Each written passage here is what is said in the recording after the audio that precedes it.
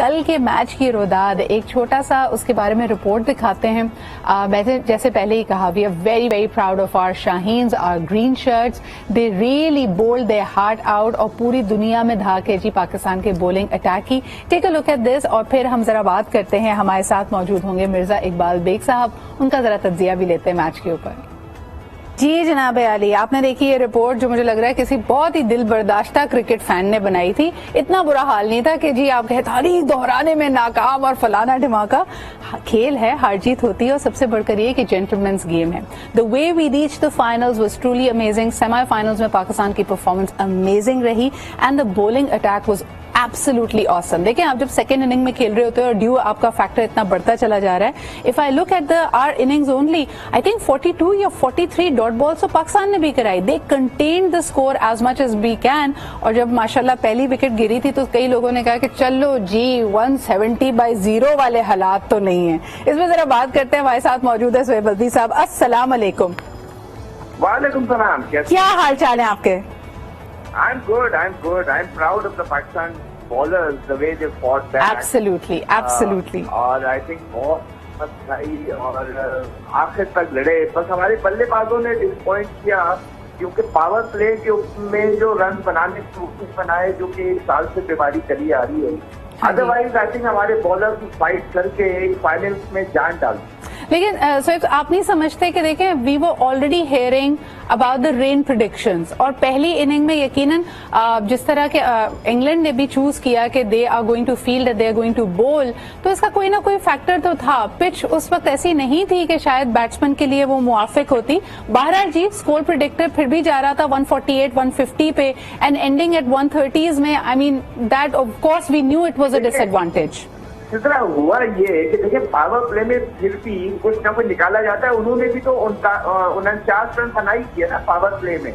तो बात सारी ये थी कि आपने दो जगह गलती की। आपने डिफेंसिव खेला जो आपका एक साल से स्टाइल है, या तो इस मैच में आपने आहिस्ता खेला होता ना तो हम कहते कुछ पिच का कसूर था। आप तो खेलते ही ऐसे चले आ रहे थे जब भी आप पहले बल्लेबाजी करते हैं। तो वो आपने करेक्शन नहीं की, आपने पर्सनल चेंज नहीं किया एट द टॉप, आपने हारिस को पे नहीं भेजा तो आपने भुगता। दूसरी बात ये है कि देखें, आप 84.2 पे पहुंच गए थे 11 ओवर बाद। आप फिर भी 7.5 की एवरेज से खेल रहे थे। हमारे यहाँ गेम अवेयरनेस रह गई हमारे मिडिल ऑर्डर में। इन्होंने 5 कैचेस दिए हैं उठा के हवा में, क्योंकि ये इतना बड़ा ग्राउंड है, इतने बड़े गैप से कि आप 2 रन अगर भाग के लेते तो ओवर में 7-8 रन पर ओवर आ जाते आपके पास। आई थिंक सर वो जो आप बात कर रहे हैं ना, वो जो भाग के रन बनाने वाली स्ट्रैटेजी है, वो हमारी जोड़ी बाबर और रिजवान की करती है। और जब हमारे पास वहां पे कोई ऑफसेट हो जाता है तो अक्सर देखने में यह आया कि टीम को संभलने में वक्त लगता है।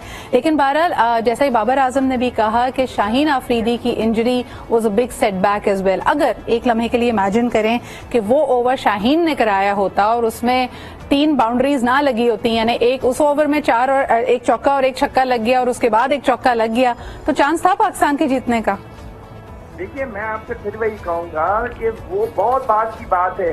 हम 137 पे आके फंस गए थे। बात ये है कि इसमें कोई रॉकेट साइंस नहीं है। आपके 5 बल्लेबाज ने हवा में शॉट मारा है, जबकि इतना बड़ा ग्राउंड है, 6 नहीं हो रहे। इसी ग्राउंड पे आपने यही गलती इंडिया के खिलाफ की थी। आप उससे भी नहीं सबक सीखे। भाई, एक बल्लेबाज गलती करते फौरन कोच मैसेज भेजता है ग्राउंड पे कि 2 run low, along the ground लो।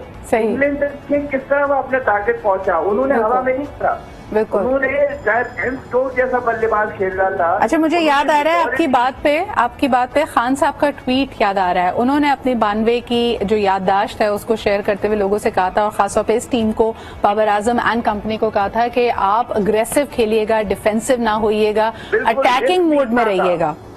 ये भी कहा था रिस्क लीजिएगा। जी बिल्कुल ली ना।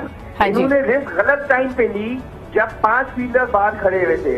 आपने रिस्क लेना थी जब 2 फील्डर खड़े होते हैं पावर प्ले के। सही, आप बिल्कुल सही कह रहे हैं। लेकिन सेकंड हाफ के बारे में कहना, कोई अच्छी बातें तो करेंगे तो सब हमें पता है। नहीं, सेकंड हाफ में लाजवाब गेंदबाजी। मैं आपसे यही कहूंगा कि दिल जीत लिया बॉलर्स ने। पूरे टूर्नामेंट में इन्होंने हमें जिता के दिया है या बचा के दिया है। और आखिरी ओवर तक ले गए इंडिया को, जिम्बाब्वे को भी, जहाँ 130 रन का टारगेट था, तो ये full marks to our bowlers के ये हमें फाइनल तक लेके पहुंचे हैं। बिल्कुल सही। अच्छा वो बताए ना, वो जैसे पंजाबी में कहते हैं शरीका नु अग लग गई।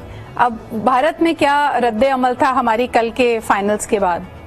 पता नहीं, मैं तो I was not in touch with the Indians because एक दो तो इंडियंस के मैंने ये सुना कि उन्होंने हमारी गेंदबाजी की बहुत तारीफ। एब्सोल्युटली, मैं यही कहना चाह रही थी कि देखें, तारीफ वो होती है जो दुश्मन भी कह उठे, जिससे आपका जो वर्स्ट राइवल है, आर्च राइवल भी आपको उसके ऊपर लीवे ना दे सके। और मेरे ख्याल में this has been the biggest gain for me. अगर देखूं इस पूरे टूर्नामेंट को, इररिस्पेक्टिव के मीम्स क्या बन रही थी, क्राउड क्या कह रहा था, आपने देखा कि एक तरह से जो क्रिकेट शायकीन है, खासतौर पे मेलबर्न और सिडनी के स्टेडियम्स के बाहर जिस तरह इंडियन और पाकिस्तानी फैंस साथ मिलकर सेलिब्रेट कर रहे थे, for me it was very heart warming.